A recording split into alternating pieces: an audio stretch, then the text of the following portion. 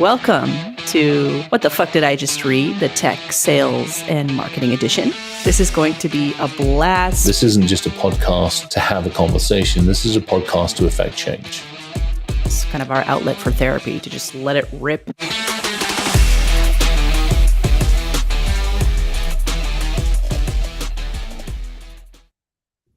All right. Welcome to another episode of What the Fuck Did I Just Read? Tech Sales and Marketing Edition. Good morning, everybody from all around the world. Good afternoon, too. And hopefully good evening if we're heading to the far parts of the world. My name is Danny Wolf. I'm your co-host. And I am the willing cohort, Chris Roberts. Chris Roberts. Even without glasses today. I'm trying to figure. I've got the normal glasses on, not the work-related glasses, because those buggers are sitting back in the hotel room somewhere. You know, I was speaking to someone, a longtime listener, actually, James Farrow, who is awesome, by the way. People, you should follow James Farrow. He has these cool glasses. Every time I get on a call with him, he has these, like, the blue glasses. Yeah, the reflecting light. Yeah, they help the eyes on the computers. Yeah, I gotta say that I like mine. Mine are cool. Yellow tinted. They're very cool. I gotta invest in some of those. The problem is I am very nearsighted, and so when you suffer from severe myopia, you have beer bottoms as glasses. So I would like a cool pair of glasses at some point in my life. I need to send you to the folks I use. I got two pairs. I got a blue pair, which I've got on, and I got a red pair. And the blue, these pair have now got, they've modified the lenses because with all the diabetes and shit, I lost about 20 or 30% of my vision in the left eye. Wow. Neuropathy. Yeah, I didn't realize. Apparently, neuropathy isn't just feet, legs, and hands. It's actual end of eye stem shit. Yeah. So they redid those, and then they realigned some, whatever the hell they did, and then there's coatings and crap on them. Yeah, they're fantastic. And I got a red pair as well. My red pair is like, stay the hell away from me. I'm going to cut you. I remember the red pair, actually. Yeah, a few times on Dr. Dark Web. Yeah, my gosh. Yeah, we need to do. I had those stickers out in Vegas. What was that? 2 weeks ago? Last week? 2 weeks ago. I have some too. I have the dungeon one. Yeah, we need to figure that one out. We need to go talk to those folks and go, hey, we need to steal the name back, please, and thanks. Seriously. And then we got to figure out stickers for this pod because, I mean, we're at 30 episodes almost, and that's legit. Time. I got ideas. I got like a bloody PowerPoint doc going with all the ideas on the other computer. Send them over. I got intro to a really cool designer, by the way. So, that'd be fun. We need to do something. All right. So, where are you in the world, Mr. Roberts? I want to be nice because they've given us the offices and all this stuff, but there's a big part of me that, like, the long-term geek of me goes, I'm in the belly of the beast. I'm actually in New York. We are around Times Square. Times Square is literally a stone's throw from here. And we're at Microsoft's office in New York. And the guys from Simperis have allowed me to come out here, and we're putting on the Hybrid Identity Protection Conference, and yours truly gets to stand up and speak tomorrow. I'm actually staying in the room with a whole bunch of other folks, so this is a live-ish podcast, but we're gonna have some fun if anybody else picks up and says hi as well, all that good stupid shit. So yeah, we're having fun. And I have a new caricature of me as well. It's actually on the back of a t-shirt along with a whole bunch of other folks.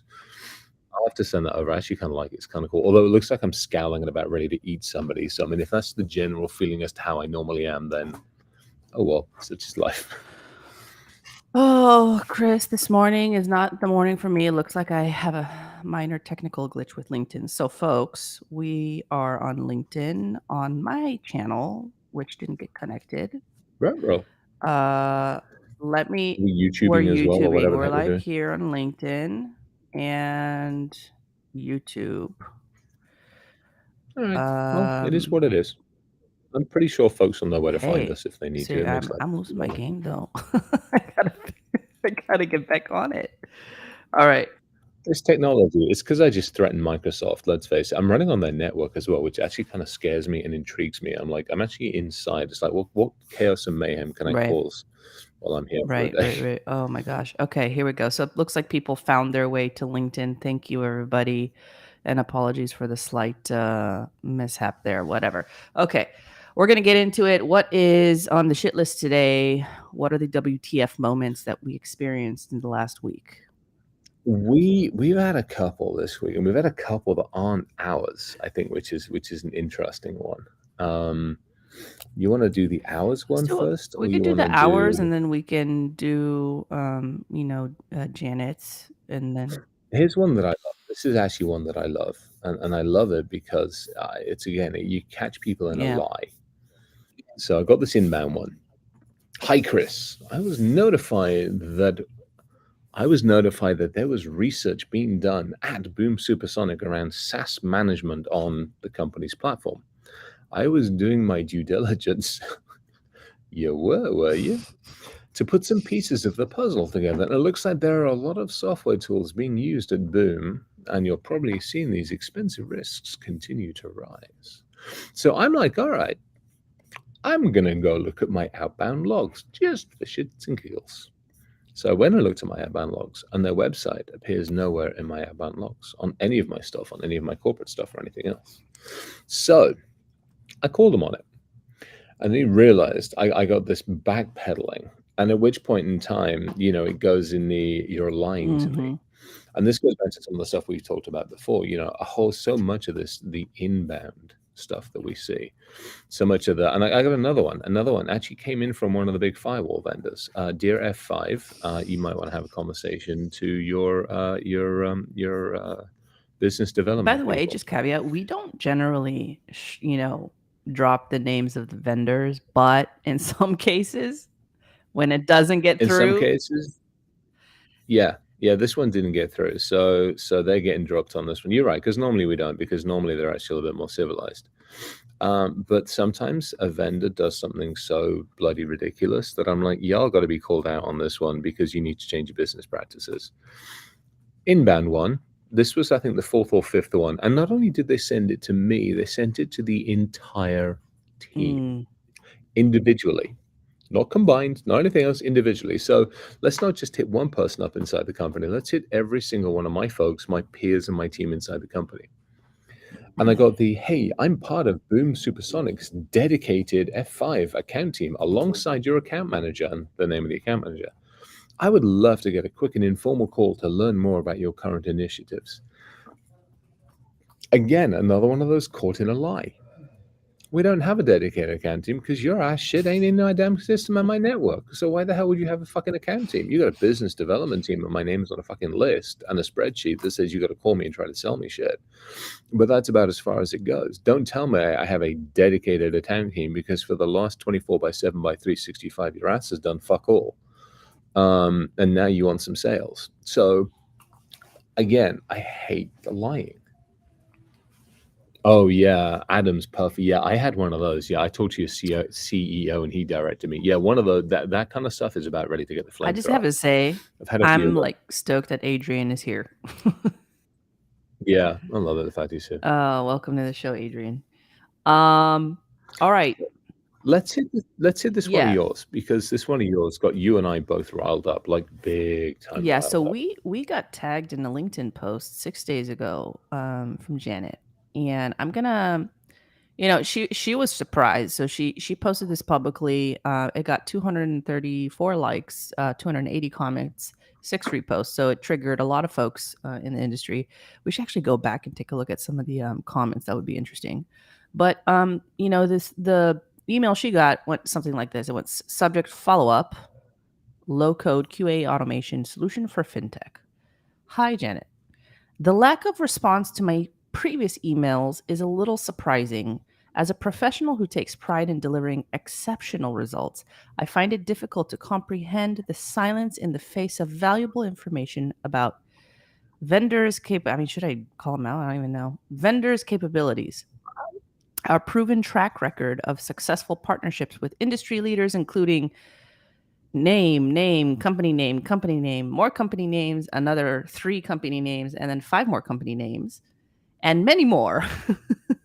We demonstrate our ability to drive digital transformation and generate significant benefits for organizations like yours. I expect your prompt attention to this matter. Kindly provide your availability, and I will promptly arrange the meeting at your convenience. If there's a more suitable individual on your team to involve, kindly provide their contact details. I look forward to your swift response. Kindly. That, like, was a big WTF moment for me. That was huge. I mean, that violated so many of the things that not only have we Mhm. talked about, but just basic online decorum principles and everything else that go 100%. with it. Sorry, chaps, we're doing a live one. Totally didn't bring headphones with me. I apologize. If we have a live audience, by the way, feel free to bring them. Yeah, we're gonna live bunch of folks around the table going, "What the fuck is he talking about?" It triggered because, yes, it was very demanding. It was frankly rude, and I mean, who are you, you know? It's it's the who are you to assume you're better than the person on the other end of the keyboard? And I think entitled. I'll leave the millennial thing off because I mean we get entitlement throughout all the ages. Let's Mhm. face it. But I think for me, I think what also pissed me off on this one is it was aimed. Let's just be very honest. It was aimed by a male at a Mm. female. It's going to break it straight Mhm. down. Let's just call it what it is. How do I demean you further? So, by the And I way, there was think an that's update what pissed here. There was an update which might trigger some of you as well. So, I spoke to Janet and I said, "Hey, like, sorry about this experience. If there's any more crap coming in your way, let us know. We'll address it." And I reach out to people and say, "Hey, like, um, FYI, I got some word that this didn't really resonate. Maybe you try this way." Some say, "Oh, thanks," and some say, "Fuck off, Danny," which is fine. I don't care. It's your ass on the line. But she mentioned that she did receive an apology from this gentleman and also LinkedIn messages from two of the leadership team. And they mentioned that, uh, um, he's new and didn't realize that the tone of his email was contrary to corporate culture. I'm like, Actually, do me a favor. I'm trying to remember if I remember seeing it. I'm trying to figure it. Yay, Maria's here, joined us. Sending hugs to you. I'm trying to remember if I have that one. Did you oh, send it over private or chat. can you Yeah. shoot it? I'm intrigued to look at the company. And actually, let's talk about corporate culture. There you go. You're awesome. Thank you. Let me take a look at the corporate culture of this Oh, company. okay. We're doing it live. We are doing it live. I'm just trying to see, is that Yeah, company in this here? is the Proven track. company. Oh, there we go. The bunch of Muppets. All right. I want to see the corporate culture of this All right. company. Here. Your digital transformation partner. Let's take a look at who the company is. No puppy. Blogs, investors, careers. A bunch of investors. I don't want the investors. What about the about us? Do they even have an about? Oh, board of directors. Let's have a laugh on this one. Um,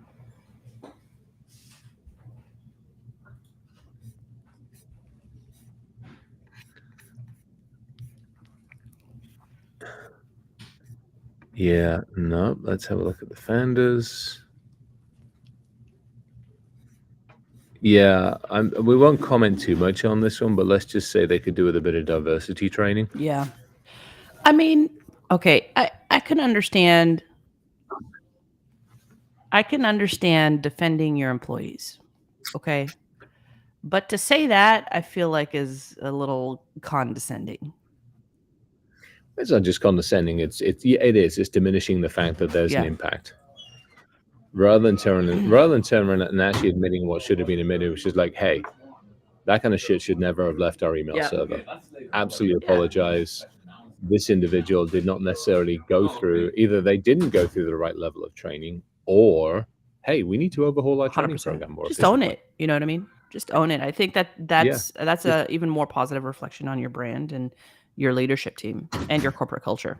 Yeah, because I mean, we all make mistakes. Yeah. People make mistakes. Stuff goes outbound that maybe shouldn't go outbound, and you can't be that. If you're sending outbound, business development requests and all this kind of stuff, you've got to rely on the team. You can sit there and you can sit in a room like this and go, "Hey, here's our philosophy. Here's how we do things. Here's how we structure messages. Here's where Danny and Chris are going to be watching on the email. So be fucking careful. P.S. Don't send them anything. But also, hey, look, be Yeah. respectful. So let's say you fuck up in an email because we've all done it. Yeah. What Oh is yeah. the right approach to kind of closing some of the gaps there or fixing the situation? Like, how would you respond if you were in this gentleman's shoes and you really screwed up? How would you respond to Janet? First the individual's gotta go look in the mirror and go, "Hey, I actually screwed up." I think that's unfortunately in our industry, that's something that a lot of people don't do. Yeah. They don't take a step back and actually own Hmm. it. A lot of people go, "Oh, well, you know, they took it wrong," which is pretty much what happened. They took it wrong, or, "Well, I didn't mean it that way," or, "It shouldn't have come across that way," or, "The digital realm is different than the physical realm." I'm gonna give you 10 excuses rather than just look in the mirror and then go back to the keyboard and go, "Hey, I fucked up. I'm sorry." I had to do it a Yeah. couple of weeks ago. I shot a note out several weeks, it was about 2, 3, 4 weeks ago, and it was pretty blunt. It was military blunt. And it did not get taken very well by a couple of people. A couple of people actually just understood it completely. A couple of people reacted to it, and I ended up having to send a note back out saying, "Hey, look, I apologize. High stress moment, lots going on, not an excuse, but just a level of understanding as to what's happening. The tone was not meant to be put out in the way it was. I will absolutely own it, and I will take a step back next time and re-reflect on what I should have said. I am very, very Yeah. sorry." And that's pretty much exactly the message I And was sent. there a response to that reaction from you? More positive, way more positive. Like, "Hey, get it, totally understand it," and I got the, "Hey, no worries," and I've physically made sure I've caught up with the folks as well, just to go, "Hey, look," and everybody knows what's going on. I mean, you will all have those moments when the place is on fire or something's happening, or there's 25 other things going on outside of life. Shit 100%. happens, Yeah. and sometimes it bleeds in. But this isn't a bleed in. This was a first or second reach out or Mm. something, for crying out Mm. loud. I mean, that was a cut, rinse, and repeat style of message. Maybe that's number 3. I'm keep getting the ones. Ooh, I forgot to tell you, they've reduced the price. I didn't tell you. Where's my spam? My junk folder. They've reduced the price for me. Where the hell is it? There we go. My third reminder for the 10 most influential people in cybersecurity in 2023. It is no longer going to cost me $3,000 US. It is now going to cost me only $2,000 US if I would like to have one of the most Oh, influential I'll people. pitch in. I could do a GoFundMe for it Oh gosh. Yeah, that's and then donate the money to like Hack for I Kids I've or been something like seeing a that. bunch of those actually, from several different folks Yeah, they're in all over the different. place. This one, they brought the price down though, so maybe they're not getting quite as much traction as they really want. Either that, or they're getting desperate, and I need to be one of those people. Although 2023, maybe I'm getting a discount because we're in Mm. August. Oh, hold on. It looks like video is lagging. Let's ping, Ruh-roh. GoFundMe. No, I do not need to raise a GoFundMe to become the most influential. all right. Neither do I need anybody else doing a GoFundMe for that either. Let's just point that one out. You put the YouTube stuff out. All right, Awesome. before we get into a really fun segment where you promised actually a year in the life of a CISO, I did. I do want to remind the audience that if you do have questions for me or Chris, do prep those. You can plop them in the chat or you can come on live and ask them and we'll address them. So we like to have people on the show. Um, Ping me if you want to come on. I'll DM you the link to join or just, put it in the comments. All right, let's get to it. A year in the life of a Yeah, CISO. so it did. I actually, it's tough. It's rare that I run up against the 3,000 character limit in LinkedIn. Every now and again I do when I go long form. This one I blew past by like 15, 1,600 characters. So for those who know, there's a LinkedIn post I put out. Was it yesterday? Tuesday. I put Mhm. out Tuesday. Yeah, I put out yesterday. And I tried to sit down and go through basically a 12-month cycle from my perspective, from a CISO's perspective. Now, normally when I was sitting down, I'm like, would I go January to January, or should I do a start point when we actually start doing budgeting, which actually is round about now. But I ended up doing January to January for a bunch of different reasons.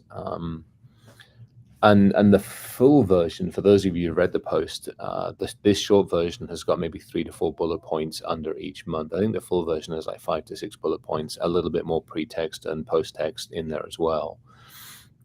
There's a little sarcasm, but there's actually quite a lot of just kind of reality checks in here.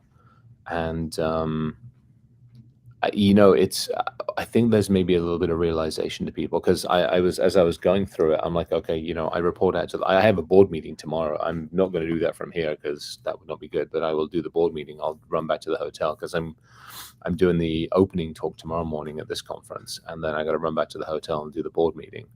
But I mean, we've spent several weeks now, obviously getting the slides ready for the board meeting, and that's a quarterly conversation. But this board meeting is a reflection, shall we say, on Q2 and then projects that we're working on in Q3, which we're halfway through Q3 already. So there's some interesting footwork that has to be done for that. So end up breaking breaking the year down, obviously into a standard 12-month calendar. And I think when I reflect on it, and hopefully some of the points that came out is perfect examples like January. Everybody's like, well, a new budget starts in January. Well, yeah, but that doesn't mean I get to spend it. It doesn't mean like January, the checkbook opens up again, not the checkbook ever closes, but the checkbook doesn't just magically open it up again. Somebody puts another, a couple of million in the account and says, go have at it. It doesn't work that way. This is where the reality cuts in. I have to look and go, what's operating expense, what's capital expense, and what have I planned for? What have I done some preceding work on? And then go back to the finance team and go, hey, I know I put this in the budget. We're looking to spend it. And then in our case, if it's over a certain funding, I've got to write a justification. Thankfully, it doesn't have to be too much. It's basically a page that goes to the finance folks and then senior leadership who sign off on it. And then off we go from there. But the other thing that obviously happens for us is end of year reviews, and they start for the leadership team. We start our end of year reviews, September, October timeframe when we go through the how are we going to do this, what are we going to do, who are we reviewing. We also have to do peer reviews with at the leadership level. And then, come the beginning of the actual year, we're doing our team initial sets of team reviews. The team do their own reviews. We do reviews of the team. Then we sit down officially together. If there's any surprises, it means we've not done our job done during the year and all that stuff. So, and then obviously project kickoffs, unfortunately or fortunately, depends on how you look at it. That is the time to go, okay, here's where we plan for let's say next year, 2024.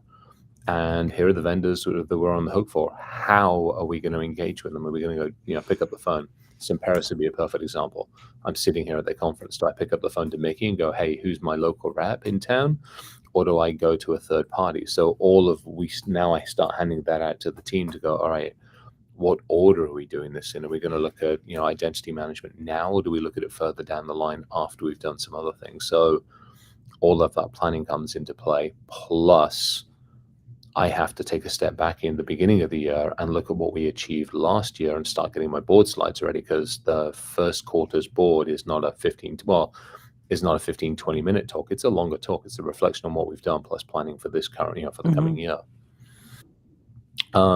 Next month, obviously February. First thing in February is to remind the company that nobody loves them on the internet because of bloody Valentine's Day. Thanks, Hallmark Holidays. February is also RSA. It's the first big conference in our industry.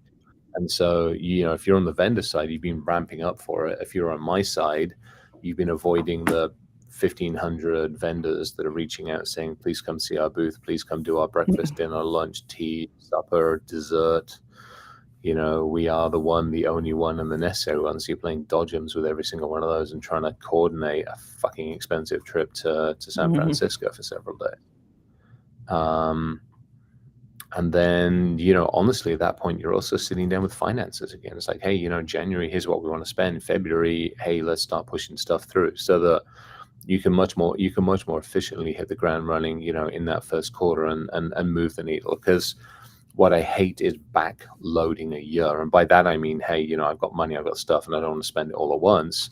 But at the same time, I don't want to be getting to third and fourth quarter and suddenly realize that I'm not going to hit my, cybersecurity framework metrics and my DoD metrics. So, you try to balance each quarter out. So you also don't burn the team out as well.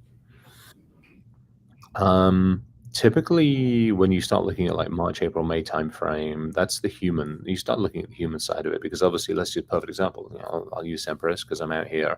If I'm looking at identity management, who do I have on the teams that's running that versus who am I going to need on the teams? Are they my team? Are they a dedicated identity team? Am I working with the software development team?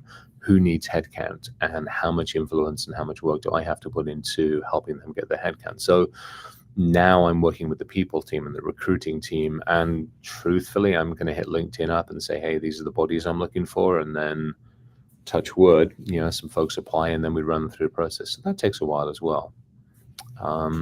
April is typically, you know, Q1's board meeting. You know, how do we do in Q1? What are we looking for Q2? How are we on track on that one, as well as from a business perspective, as well as like what initiatives. So in Boom's case this year, the initiatives in Q1, Q2 was get the experimental jet out to Mojave and get that running. We've done some interesting stuff that will hit the news hopefully this week or next week on that one. We really started to kick the final assembly. So the big, you know, 250,000 square foot facility out in North Carolina, get that in build. So, and then we decided this year to move headquarter offices. So, you know, you take a whole bunch of people and you have to move offices. So there's all sorts of fucking logistics that go into that one. So, and we end up doing it ourselves, which is, I think there was a bit of a sarcastic talk. I might have left it in this. Yeah, there we go.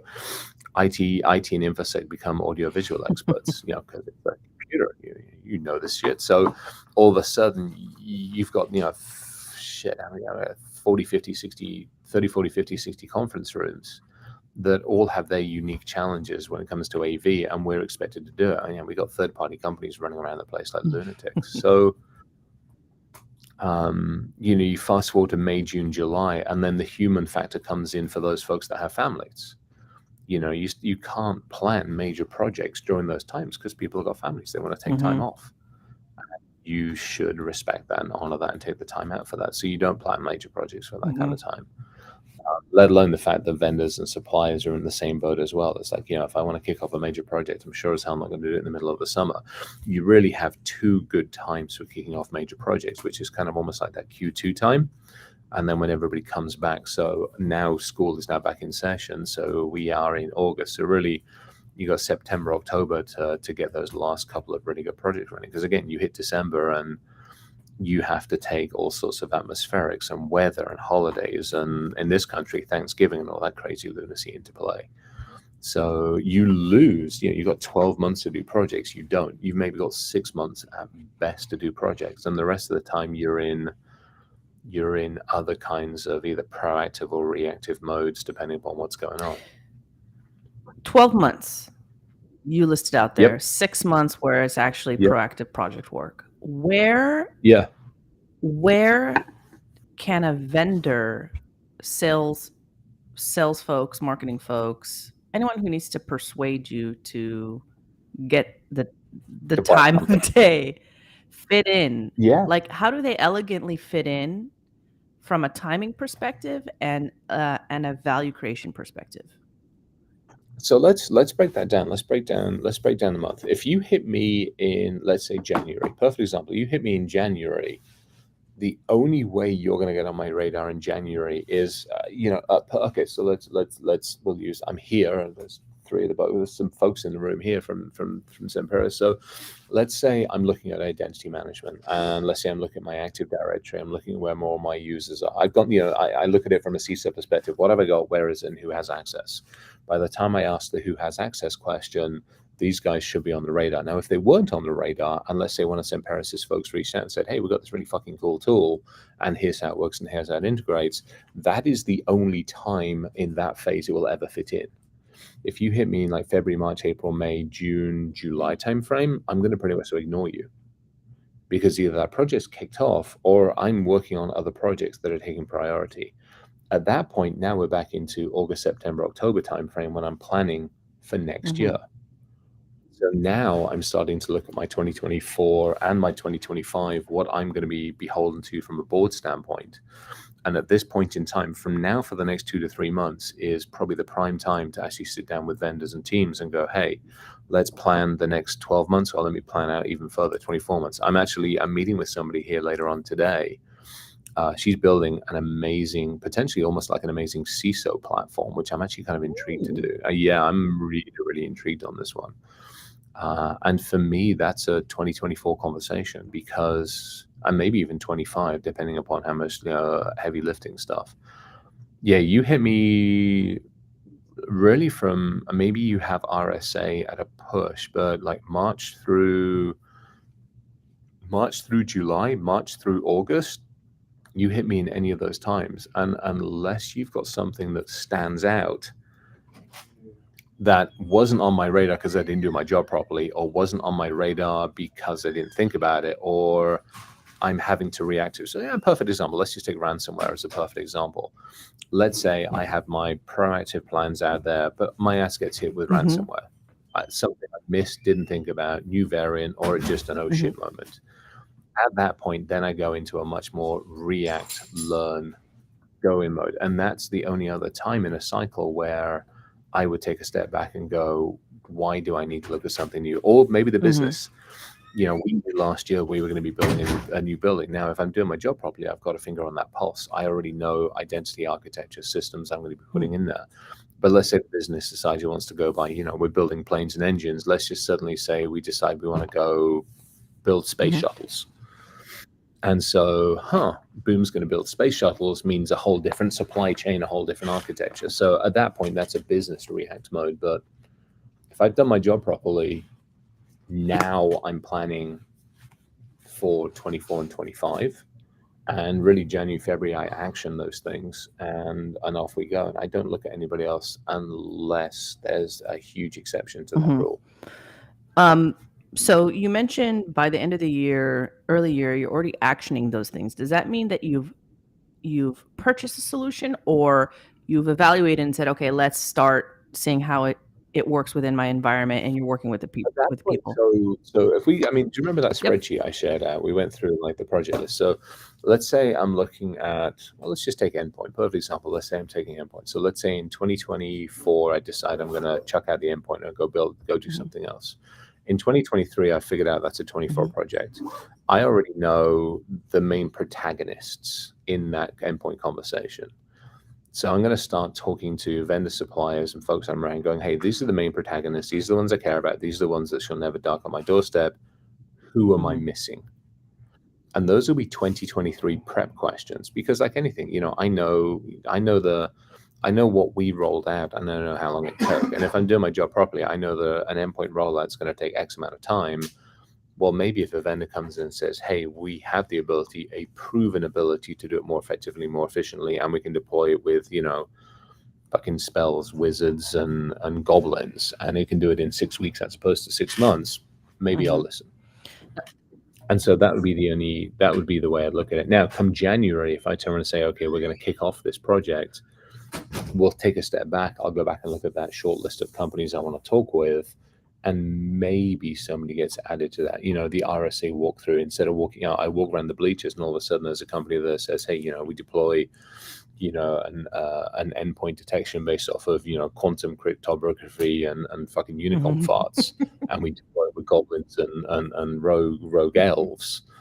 All right, let's take a look at that. Let's see how effective that is. Because if it's effective and it gets climb strike out of the way, then I'm all for it. And so, but that would be the only other time. At that point, now I'm going to concentrate on getting it rolled out with the protagonist and in support of the MSSP and everything else that we have. So there are very few windows in a CISO's year where you will even get their attention to put it on a roadmap. I mean, I think that's one overarching message. So I'm gonna ask 2 questions. We'll go down 2 routes. The first route is, you've come to the point where you stacked up 3 solutions, right? You're evaluating 3 solutions, and Yep. it's crunch time, you gotta figure it Yep. out.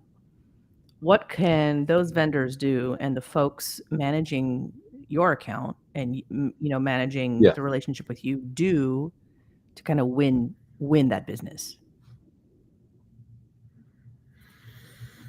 Um, that's a tough one. I think it's just be ready for the conversations and the questions. I'll be very, very open. I mean, we're starting to have exploratory conversations with Checkpoint at the moment. We have non-Checkpoint technology in the office at the moment. We obviously are building out numerous other offices, including a ready grape assembly Mhm. line, and I'm doing my due diligence. We have somebody else's tech in, but I'm looking at checkpoint one because I know them of old. Secondly, because I know what they're up to. And thirdly, because I want to do my due diligence. So we're having lunch and learns now so that I can look at 24 and go, are they a considered entity for 2024? In their defense, they're like, hey, do you want to do virtual? Do you want to do physical? We'll change with the circumstances. Who do we need to bring to the table? And what's the focus? So it's a very interactive set of conversations to have. And to give them some credit, it's had to move, it's had to morph a little bit just because of, a whole bunch of other bit odds, moves, and changes on their area. But Mary's been fantastic because she's turned around and said, yeah, I got you covered. What do you need? And it's, hey, I want to talk about how the wireless and the wired integrates. I want to talk about maybe how we do this. I want to talk about this stuff. How does manufacturing work and stuff like that? So it's a very interactive conversation, and Mary is effective and efficient enough to bring the right people to the right table at the right Mhm. time. So I think it's but on my side, I also have to be respectful of that time. I do not want people doing rock fetches. That to me is bullshit.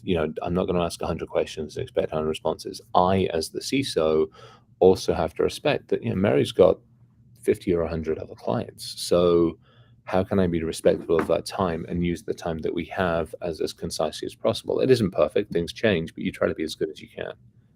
On the flip side, though, let's say, and this is a question from Robbie, by the way.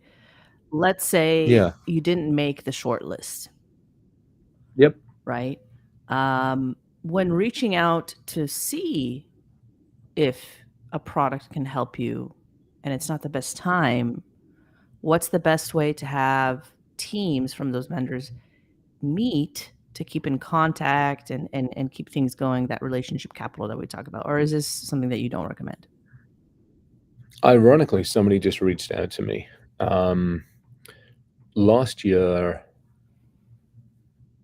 when I started a boom, and first question I ask is what eyes do I have, and the answer was not quite where I wanted it. So I'm like, all right, I need Mhm. eyes, and I want to know what I've got, where it is, and I need eyes, 24/7, 365 eyes. So last year we started up a project for managed security services, and just basically get the fucking logs in one place, so that we knew what the hell we had and what it was doing. And I talked with 3 or 4 different companies. Actually, I probably talked with 4 or 5 different companies. And obviously, everybody who knows the conversation Maria and I have will probably be able to pretty easily figure out that it was Maria and her organization, the folks over at Newspire, who we went with. Side Now, I note, literally, yeah. Maria, at this point, it's the Newspire show. Let's talk Newspire. So I'd actually talked with a couple of other companies, and one of them apparently took on beginning of the year. One of them took on a very good friend of mine, RJ, and RJ literally just reached out to me yesterday or today and said, "Hey, didn't get a chance to catch up with you at summer camp. He's been over at this other vendor who we did not choose since the beginning of the year, and they just want to catch up. To their credit, he's like, hey, I've been over the beginning of this year. He's been tasked with building up their MSSP division, and he wanted to catch up. He just wants to catch up. So I'll catch up with him, but the context from that catch up is literally, we're going to sit down and have a cup of tea and a cup of coffee. We've been with Newspy now for, let's say, around about a year. I have absolutely no fucking desire to change. There's no logic, there's no reason, there's desire. There is no need to put us or them or anybody through that current, and neither is there any need to effect a conversation around change, because as well as I do, sometimes that's negotiating tactics. I hate it, but it happens. Sometimes it's also a way to take a step back and objectively look at the organization. And I think if that has to happen, then you've got to take a step back and look at the actual organization you're working with. If you don't hear, I mean, I got reached out, Dell reached out to me the other day and said, hey, we'd love to talk. I'm like, why? You fucking ignore me for the last 8 or 9 months and you're useless. So a once a year reach out is kind of useless. Whereas with somebody like the Maria stuff and the Newsby, it is an ongoing partnership. We give feedback, they give feedback, we work with them, and so that's how it works. And so I look for partners Yep. like that. We do it. I mean, we've got some pretty decent networking gear in, but we don't even deal with the manufacturers directly. We work through a supplier VAR type Mhm. relationship in town, who have an amazing depth and breadth of good knowledge on those Yeah. platforms. So I have a working relationship with them, which is much more effective. So you get in by providing value, and if you didn't get in, you're one of the four selected. You three didn't get selected. Well, I mean, that's life. I'm happy to have a cup of tea and a cup of coffee with you and reflect on why. So are But you willing to reflect on why? Because April asks a very good question. yeah, She asks, "How many actual postmortem sessions do you have after being eliminated? Do you accept those meetings?" I've had those. Yeah, I will accept those Mm, meetings. I'll accept them as long as they are learning lessons. If it's a sour grapes or hey, we'd come back with better pricing, that kind of shit, I won't deal with, because if you didn't give me the best pricing when I asked for it, giving it to me afterwards is going to actually piss me off rather than change my mhm. mind. Um, and to me, it's won't. Yeah, I think that's Maria's right. If you don't get selected, most of them just vanish. Some of them don't want to learn why. Yeah. But some do. If somebody actually wants to learn why, and I mean, maybe with the folks over at Apollo, maybe RJ wants to know, hey, like, why didn't we get selected? Mhm. Now, I gave them feedback. I explained to them, like for like, apples for apples, you are just more expensive. I don't understand why. I don't get the logic. I've tried giving you the feedback. Nothing changes. Therefore, I don't see a reason to go with you in any way, shape, or form. And friends and family should be giving me a discount, not a doubling of the price. There you go. Yeah. All right. Yeah, I think it's so. Yeah, I'm happy to sit down and do the reflective stuff, but it'll be short and sweet and to the point, but it'll be reflective, because then that way, hopefully, maybe they learn. I actually had one more question. I know we're heading towards the end of Yeah. the session, but before we sign off and give off the imparting thoughts, um, you gave your year in the life, but this is not universal across all CISOs. This is very, very personal. N- yes? Um, No? there are some I would argue there are some Okay. commonalities. I would argue there's some commonalities. I mean, a perfect example, if anybody who reports out to either leadership or to the board is going to be done on a cyclical periodic basis. So there's always a point where you sit down and go, what do we do in the last quarter? What are we doing in the next quarter? And then how is that going to affect end Mhm. of year? So as a leader in an organization, you're always Mhm. doing that. Secondly, there's cycles. There's always engagements with other teams. There's always the cycle engagements with finance. You're spending money. How do I effectively spend it wisely? How do I spend it so that finance is comfortable? How do I show that I'm a good custodian of the organization's finances? How do I not necessarily prove worth or ROI? Depends. If you're having to do that, there's some other issues you're dealing with there. But how do I explain it in a way that finance is comfortable and the business is comfortable with what we're doing and what we're spending and Mhm. where? Um, and then there's always cyclical meetings. I mean, I didn't put it on here, but I mean, I have monthly meetings with all different areas, and I encourage the teams that I run to have monthly meetings with the different areas of the Mhm. business. I mean, it's the only way you learn. It's a heartbeat thing. Um, and the conference season is a real thing. It kicks off with RSA. We get summer camp, which has just occurred. And then, now with some of us doing a bunch of stuff out in the sandbox again, there's a bunch of stuff obviously out in the Middle East towards the end of the year. Those take time, especially if you're up on stage. You don't just turn up and present. You've got days and weeks worth of time to get that Mhm. ready. Alan actually said it perfectly, and you maybe can validate this as well. I mean, every single podcast episode for him is anywhere from like an 8 to a 10 to 12 hour Mhm. effort. So I don't run them. I mean, you and I do this. I have minimal amount of work, thankfully, on this one. But between the podcast and the conferences and everything else, that's out of every month. That whole thing is probably close on a week's worth Yep. of my time. Yeah, each So that has to be each episode, by the way, folks, each episode takes a day to produce. A lot goes yeah, into these episodes, and we have 2 podcasts here, yeah, so that's 2 days out of and each week on podcasting. Phew. yeah, and like my Mondays, every single Monday, I typically have between 13 and 15 meetings Yeah. on Mondays, because those are my ones. So I sit down with core team, direct reports. I sit down with leadership. I sit down with cross And functional then you have the teams. Fridays carved out for some vendors. Friday afternoons is all vendor stuff, and I got a chunk of hours in there for other stuff on that one. We have this Wednesday morning. Every single morning there is a catch up, a 30-minute catch up with the team. So you're running in almost an agile mode team on that one. Every week there's leadership meetings and leadership teams. So the week, and then I literally have blocks. I have blocks of time cut out of my schedule, which is do shit. It's get me the hell out Yeah. of a meeting. Noel knows not to block meetings, and I actually get to do work. Do you feel like let me back up this question. Have you done the Friday vendor meetings before, or is this relatively a new thing that you're doing?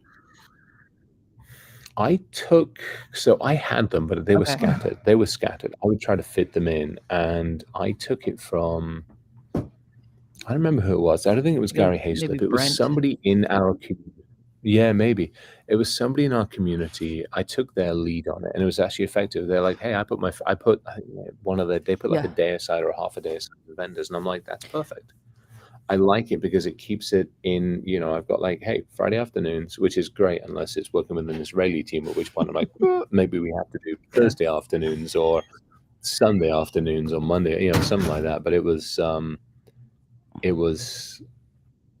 was very much like, hey, I'm going to take 4 to 5 to 6 hours every single week, put it aside for vendor specific meetings and that kind of So stuff. what's changed since you've been doing that? It's more structured, which makes life easier. Actually, for me, it makes life easier because I typically will accept the same, if not more, meetings. But to me, it's more structured. I feel less haphazard overdoing Mhm. it. I used to dread. To be honest, I used to dread some of them. I would give the time because that's the only way you affect Mhm. change. But I would dread some of them because they were. I'd be in the middle of a day. I'd be in the middle of like a regular work day, and I'd be like, "Oh fuck, I gotta do Mhm. this," and the mental mind has to change in order to be able to go from I'm in either a proactive or a whatever kind of mode or something like that into a, hey, we need to talk more strategic. So I think having it all time blocked, it's kind of like my Mondays are all catch ups. Like my Monday 30-minute meetings with everybody is purely it's a ridiculously tactical day. But it works. I've got that mindset for the whole day. So my Friday afternoons are like, hey, I get to unwind a little bit. I get to talk with vendors about maybe the next year or the next 2 to 3 years. Mhm. I get to give them some critical feedback. We get to maybe have a conversation about what they're doing and where maybe it would fit in. And then if it fits in, I hand it off to, Tara or Justin or Brad, or I talk with one of the other teams or the physical teams and say, hey, go talk with these folks. You now vet it properly and let's have a conversation as to maybe where it would fit Mhm. in. Now you're gonna start seeing an influx of vendors coming in on your Friday.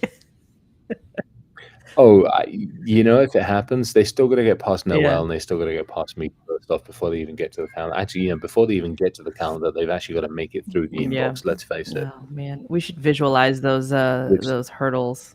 which which most of them apparently Yeah. can't. They don't have the ability to actually understand how to put two words. Oh, God's help us! Here's another one. I'm reaching out to see if XDR or red team assessments or other security requirements factor into your current security strategy. No. And the fucking CISO and I don't care about that. Really? A Muppet? Oh, well, Oh, they're patronized by the US Air Force and the FBI. If you just spend 10 seconds researching me, you realize that the FBI and I don't see eye to mm, eye. People, people, people. Welcome to inbound crappy spam. well, yeah, we're fighting a good fight, so hopefully it'll improve. Um, We offer a quick 30-day compromise assessment service with a full money back if ever fails to do so. Never failed since 2015. so I wanna talk about those assessments, those tools, the calculators. I think we touched on this briefly in one episode. We have done, But we yes. should talk about those because I've been coming across some websites with some, potential clients. I'm eager to know if those kinds of things work. But Let's, given we are towards the end, I do want to touch on any important thoughts, something you want to give to the audience before we sign off today. Yeah, I think understand Mm-hmm. cycles. I think that for me is the big one. It's when you break down like a 12-month time frame. Let's just say from a sales cycle, you only really have, say, 4 months to actually get my Mm-hmm. interest. At most, you've got 3 to 4 months to get my interest. It's likely between say August, September, October, maybe into November, or let's just say September, October, November, and maybe some of January. And that's really about it. That's that. Unless you hit me effectively in those 4 to 5 months, you don't have a consideration for the next, let's just say, 12 months. So there's, Unless I am reacting to a situation, business or otherwise. Now, even within those timeframes, there are a number of other factors that have to come into play. As we've gone through, April just said about the spreadsheet. April, I don't know what spreadsheet you're on about, but hit me up. I have a lot of spreadsheets. If it is the NIST one, I will send it to you. Just hit me up on it. But even if you hit me in that right time frame, if it is not something that is on my roadmap, if I have my MSSP in place, I got my endpoint in place, I have other things in place, those have cycles. I'm not doing a rip and replace every 12 months unless I have selected completely mm-hmm. incorrectly. We'll use Newspire as an example. Let's just say we put Newspire in and it was a terrible fit. Let's just say we will put it in and it was like, good grief, what the hell Yeah. are we doing? Maria decided to up and go move to the Antarctic to look after penguins. Her team decided to go raise koalas, and I'm left with a bunch of Muppets who have no fucking clue as to why they're dealing with me. Now, after trying to struggle and get it sorted out, maybe we'd be looking at doing that. But because the relationship is where it is, I have no desire to look for another year or two at least. And even then, my preference would be to sit down with them and go, okay, here's what's working. Here's where we're going. Here's the roadmap. How does that align with your roadmap? Because remember, our roadmap and a vendor's roadmap also have to align. And then if that's the case, off we Mm-hmm. go. Let's just keep going. There's no reason to change. And it's the same thing with the endpoint side of the world. We went through the pain and suffering of ripping out endpoint to put in a new endpoint system. Why the hell would I want to do that every single 12 Right. months? Maybe unless there is a drastic change in the roadmap of where the endpoint system is, or a drastic difference in how they focus on research, how they do deployments and rollouts, unless there is a major change, kind of what Carbon Black went through. They were the darling, and now unfortunately they're struggling to fight their way out of a wet paper bag. Let's be honest. So if that's the case, then maybe as a business function and a risk function, I have to take a step back and look at it. But if that isn't the case, there's no logical reason for change. I got plenty of other shit on my plate to deal with. So then they have to fit into the right section of whatever roadmap I'm adhering to and wherever I am on that NIST cybersecurity framework or DoD frameworks. Beautiful. I'm going to impart by saying respect people's time. And more importantly, respect people. That's it. Amen to that one. That is all. Yeah. Okay, thanks. Bye. Bye-bye. Bye-bye now. Bye-bye. Bye-bye. All right, everybody. This has been awesome. We're going to let you go, Chris, because you have quite a jam-packed schedule today in New York. I do, and I have, and I feel extremely humbled by the fact I've been sitting in a room with a bunch of other folks who are yabbering away to Hey, the everyone. computer. So yeah. Oh, by the way, one last final thing. Okay, the coffee pods and all those things, they do tea. I made the mistake this morning of putting tea in a pod into a cup and drinking it. Don't ever do that. People that make those teapods and those little sachets of tea that you put in and you put in, no, those kind of people need to be tasered. That is not good. Don't ever do that to tea, please. Oh my goodness. Microsoft's trying to poison me. It's as simple as that. I mean, that's really no. Well, take care of yourself. This has been awesome. And yeah, another episode of What the Fuck Did I Just Read? Tech Sales and Marketing Edition. We will see you all next week, hopefully with no technical Love it. glitches, Danny, Yeah, we'll figure it out. Stay safe, everybody. we